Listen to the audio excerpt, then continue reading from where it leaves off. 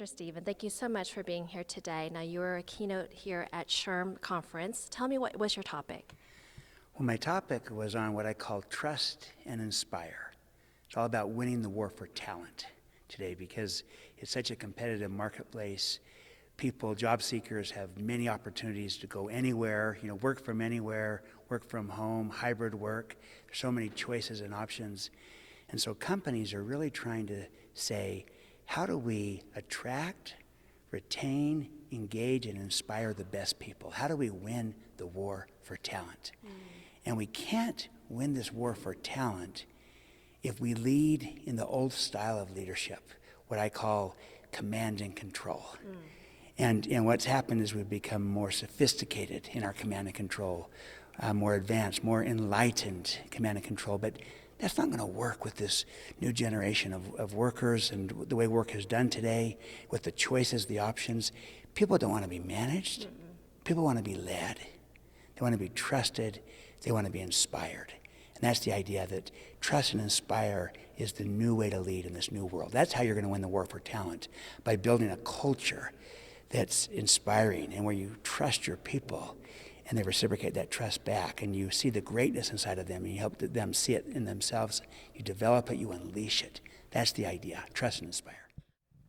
So I'm going to read this quote from your website. You say, "Trust is the new currency of our interdependent, collaborative world." What do you mean by that? Well, think about it. If people are working together and they don't trust each other, you're not going to really collaborate. More likely what will happen is they'll coordinate. And there's nothing wrong with coordination. That's a good thing, right? But you're leaving a lot of value on the table. Your performance is nowhere near your potential. But if you can increase the trust, it can move from coordination to cooperation. Then you increase the trust even more, it can move to collaboration, where it's creative, it's innovative, and it's a high trust collaboration. You can't collaborate with people who you don't trust.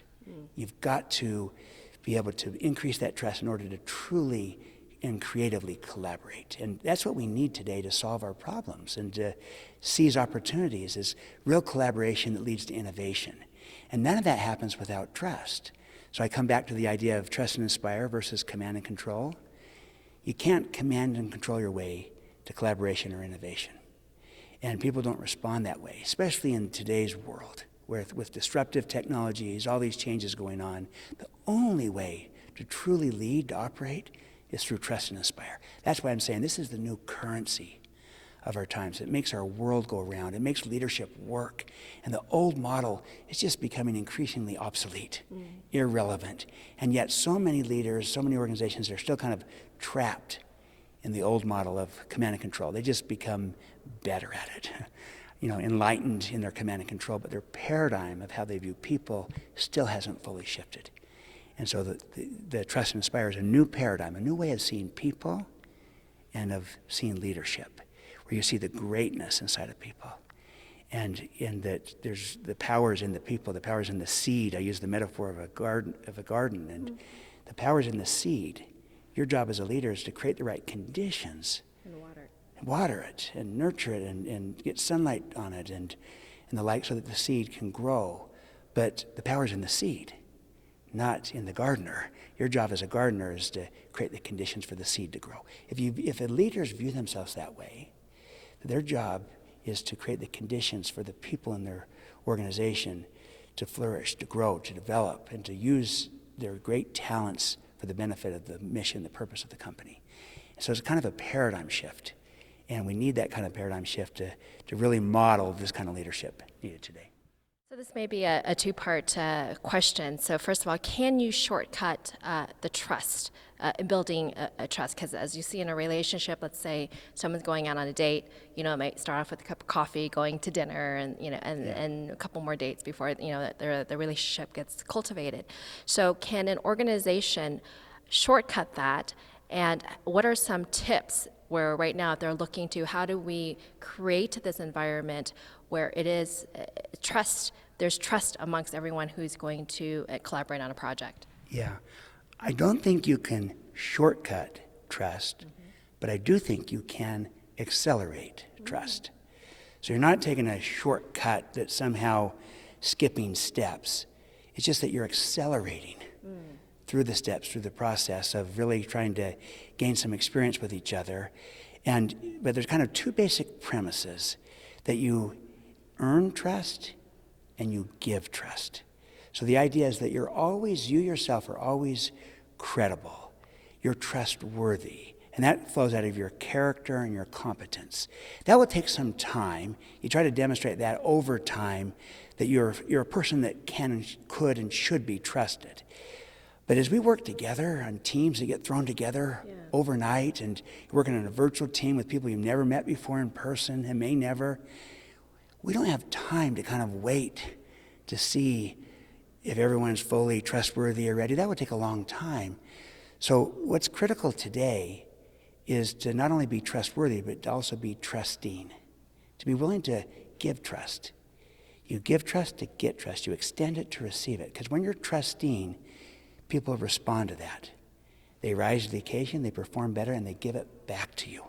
It generates a reciprocity of trust. It comes back to you. So you talk about an accelerator for building trust.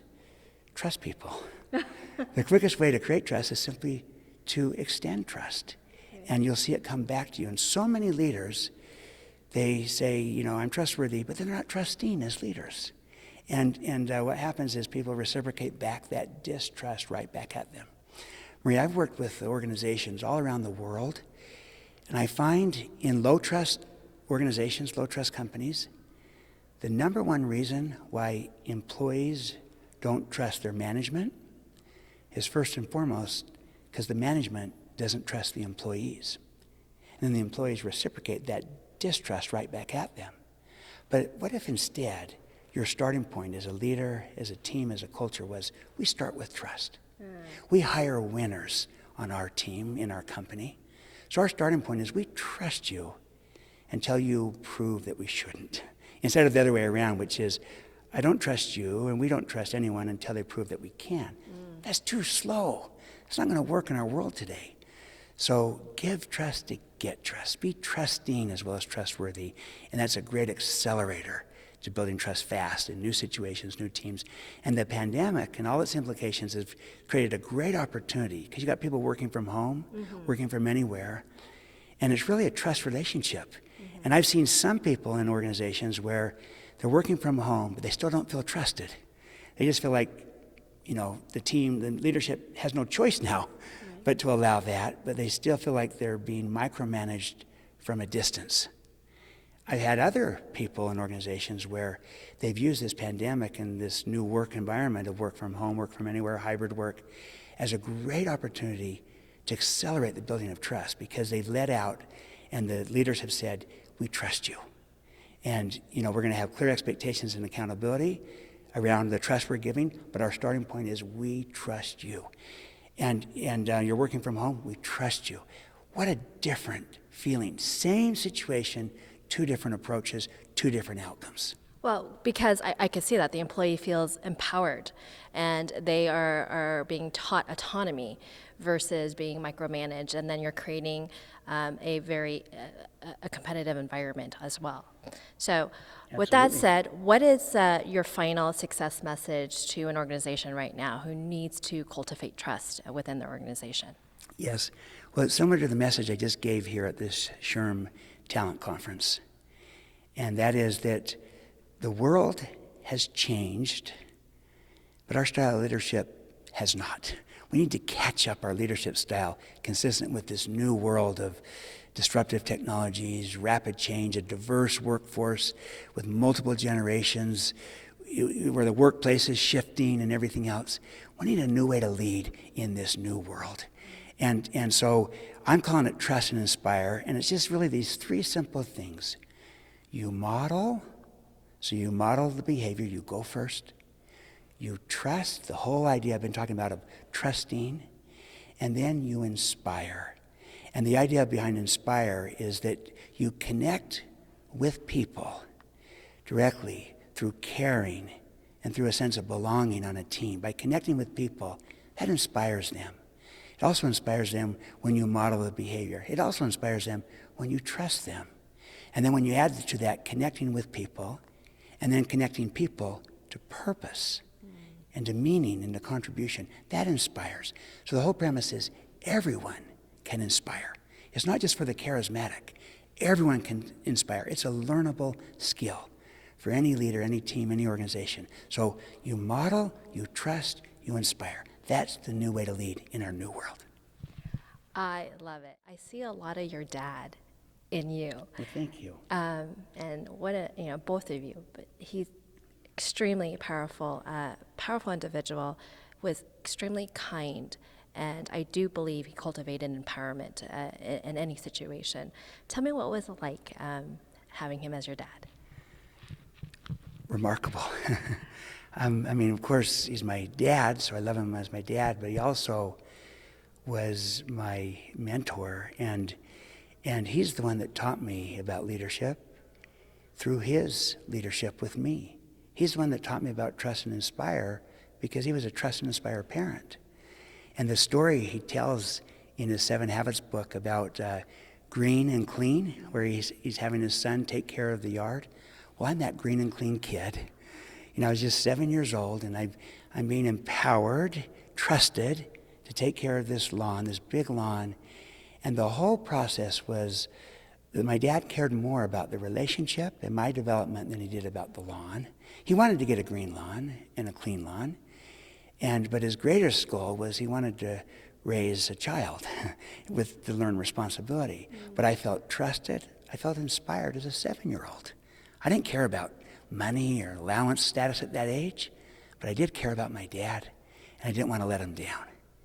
And that's what trust and inspire does. And so he was a trust and inspire leader to me as a young boy, and to all of my siblings, and how he interacted with people. So I couldn't be more blessed or more grateful for such a home environment. Not everyone has such a situation, so I'm very grateful that I do, and I feel a sense of stewardship to try to carry that forward and to try to continue his extraordinary legacy. And that's what this Trust and Inspire work is all about, because that's what I experienced firsthand from my father.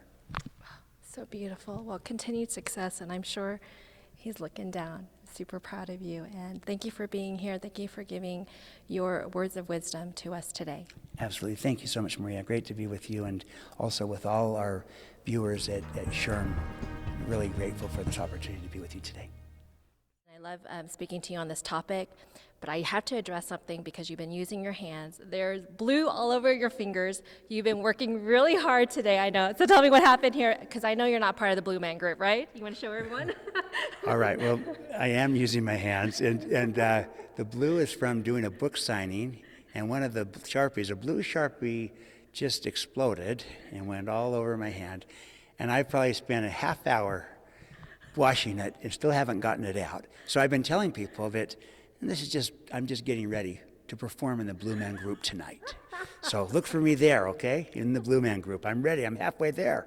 Who would have thought you'd come to Vegas and have a different form of income stream, right? That's great.